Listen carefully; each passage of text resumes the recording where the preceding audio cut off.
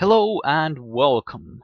Today I'm taking a look at a mod for Minecraft by the name of the Twilight Forest, made by the forum user Benimatic. And yeah, I am on the top of a tree on the edge of the jungle. And that's fine. I like heights. It's pretty awesome. And this is also the place where I have made my portal to this new and fantastic land, which is actually very simple to do. As you can see here, it's just a 2x2 area which you dig out and make sure that it's surrounded by grass blocks so that you can plant flowers all around. And finally you just fill it with water and throw in a diamond to complete the pool, aka portal. And yeah, what happens next is basically there will be thunder and lightning by the gods and a portal will appear. And then you can just take a dip in the hot tub and see where it takes you. And it takes me to the swamplands, of course. Why not? A bathtub to the swamplands. So, just waiting for the world to load completely. And yeah, so here we have it. Here, fall down and lose 2 hearts. No problemo. Anyways, this is the Twilight Forest. And as you can see, it's pretty cool. Has some tall trees and not very many hills. And all the hills you'll find here are actually kind of dungeons, in a way. Like this thing here. Those are called hollow hills. And the hollow hills are of course hollow, and they contain a lot of valuable minerals and materials, sometimes even diamond. But also there's mob spawners and plenty of nasty enemies all around. Also on the overworld here you can see that there are some new mobs, some neutral ones. First of all, there is this stag or deer. I call him Bambi because that's who he looks like. An older Bambi. Yeah, we just kill him, take his Bambi flesh. Also there's some random critters in the sea here. This guy is probably some kind of squirrel. Well, he's still pretty stupid. Let's help him out, so he can finally climb out of the water. And he's a quite fast dude. Look at this guy. Hello. I don't know if you can tame these guys, but they're still pretty cool. But then again, let's continue, because there's much else to discover here.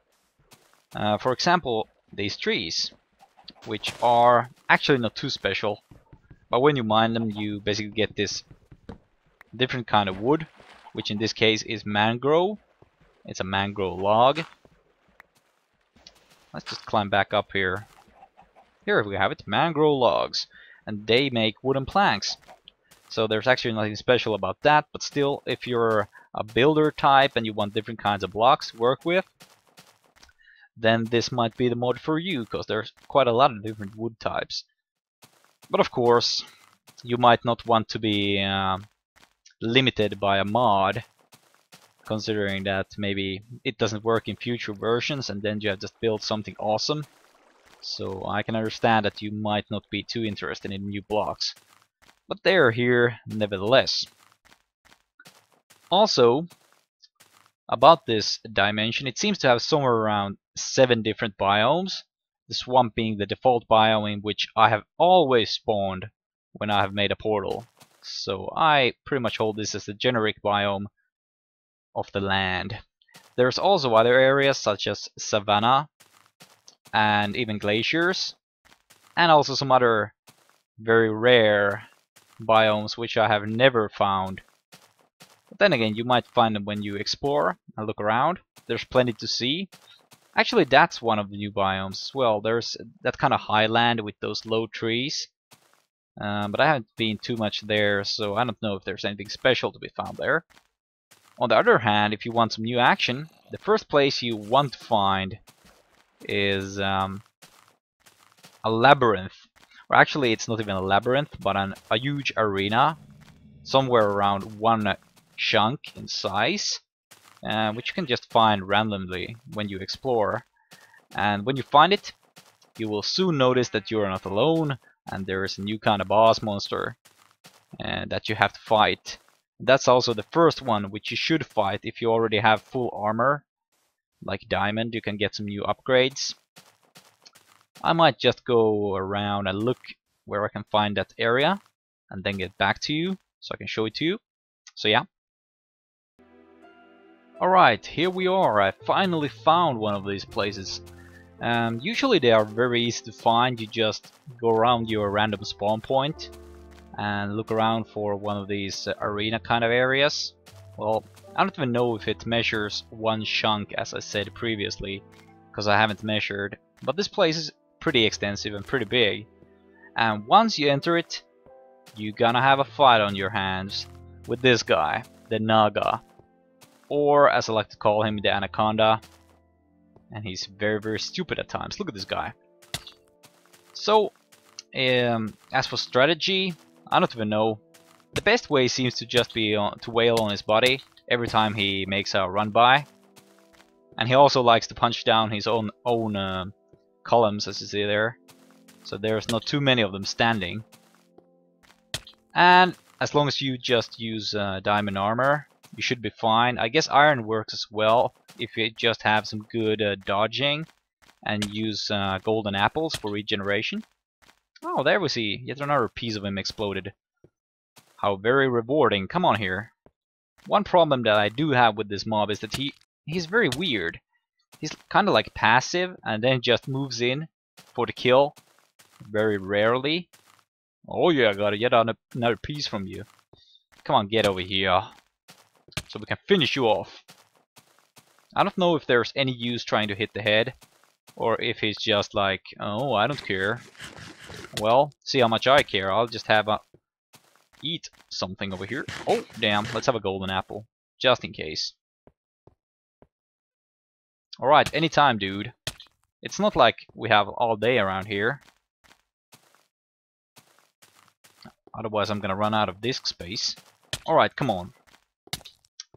Well, it's still a work in progress, mostly. So, the bosses are a bit weird. But still pretty funny. And averagely challenging.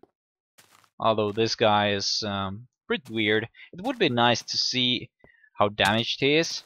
Although, of course, there is an indication, depending on his length. Oh, well, let's see what he dropped here. He dropped some Naga scales. Only 6 Naga scales? I can almost make no armor out of that. That's pretty unfortunate. He also dropped a maze map focus, which is some kind of item which you can use to craft a map of the mazes and the forest. And I haven't actually checked how you can do that, but it's on the forums and it's no big deal. You'll probably find it anywhere. And you can still navigate nonetheless. It's not too bad in any way.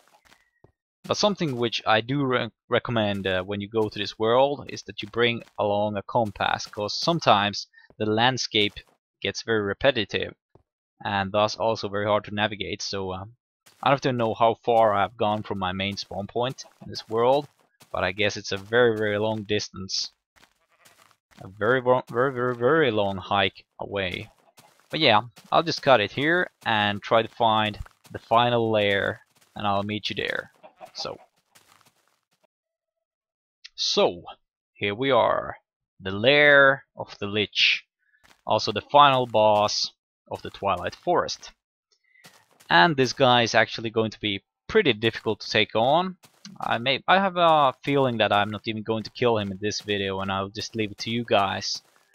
But I might as well show you parts of it anyway. And before we do anything else, I actually forgot to show you a few things. Not very important things, but still I might as well show them to you. If you go to achievements, you can also click on Minecraft and it will show you the Twilight Forest achievements. And we have plenty of different things. Naga Hunter, Naga Armorer. Of course, the previous Naga which I killed was pretty stingy, so I can't really craft anything, not even leggings. So that's why I'm not doing that. Medium Hill. Yeah, those are the hollow hills. They contain different kinds of beasts. Yeah, here's a defeat a non-unique monster in a medium hollow hill. Oh, there's even a Twilight Wraith in the large hollow hills. Haven't been facing any of those, but yeah. it's good to see that there's some more challenge to something else to go look for, even after you have defeated the Lich. But you'll probably do that before you enter this place. You might even want to farm the Naga in order to make a full set of armor. But that's entirely up to you, how you want to proceed and play your game, of course. But, so, let's try to ascend the tower, shall we? I will at least attempt it, but I have no guarantees that I will succeed. There seems to be plenty of wines here, so I guess we can also climb. But that's not entirely safe, for the simple reason that the skeleton dudes usually like to spawn on these here ramparts everywhere. So let's try to climb up. And there you see, I had only time to go up to the first area, to the first roof, and already there's a skeleton up there, making my life a misery. Are you happy now? Staring down at me? You think you're so much better? Well, here's a newsflash, you're not. But still, I guess this will be the part which I'll just leave to you to explore.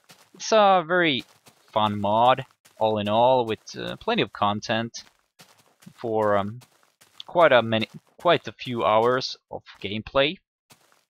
So yeah, there's also other things which I failed to show you, like the other biomes. There's the savanna area, the glaciers, as I told you about those, and other things, and other random items which you can find. And then the achievements, of course, and that which lies up there in the hall with a chandelier. But yeah, I hope you enjoyed. And this has been a look at the Twilight Forest mod by Benimatic. This has been Simulacrum. So, see you guys later.